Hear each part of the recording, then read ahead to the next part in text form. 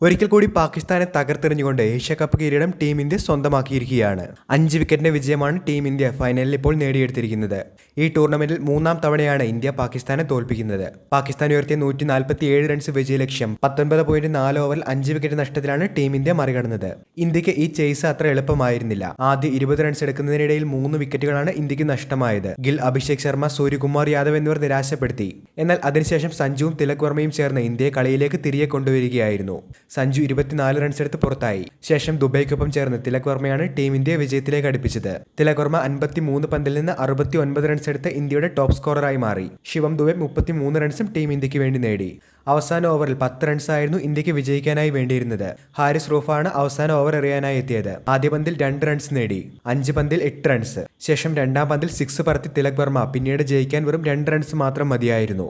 അങ്ങനെ അസാധ്യമെന്ന് തോന്നിച്ച വിജയലക്ഷ്യത്തിലേക്ക് തിലക് വർമ്മയുടെ ബാറ്റിംഗ് കരുത്തിൽ പാകിസ്ഥാനെ തകർത്തെറിഞ്ഞുകൊണ്ട് ടീമിന്റെ കിരീട നേട്ടം സ്വന്തമാക്കുകയായിരുന്നു. ബാറ്റിംഗിലും കീപ്പിംഗിലും മലയാളിത്തരം സഞ്ജു സാംസൺ ഏഷ്യ കപ്പ് ഫൈനലിൽ നിറഞ്ഞു നിൽക്കുന്ന ഒരു കാഴ്ച തന്നെയാണ് ഇന്ന് കണ്ടത്. നിർണായകമായ പല ക്യാച്ചുകൾ ഉൾപ്പെടെ സഞ്ജുവിന്റെ ഭാഗത്തുനിന്നും ആദ്യ ഇന്നിംഗ്സിൽ നാം കണ്ടിരുന്നു. ശേഷം 2-ാം ഇന്നിംഗ്സിൽ ടീമിന് വേണ്ട സമയത്ത് ഏറ്റവും പക്വതയാർന്ന രീതിയിൽ തിലക് വർമ്മയ്ക്കൊപ്പം നിർണായക പാർട്ണർഷിപ്പും സഞ്ജു എന്ന് കൂട്ടിച്ചേർത്തിരുന്നു. വീഡിയോ അവസാനിക്കുന്നു. പുതിയ ക്രിക്കറ്റ് അപ്ഡേറ്റുകൾക്കായി ചാനൽ ഇപ്പോൾ തന്നെ മറക്കാതെ സബ്സ്ക്രൈബ് ചെയ്തു വെച്ചേക്കുക.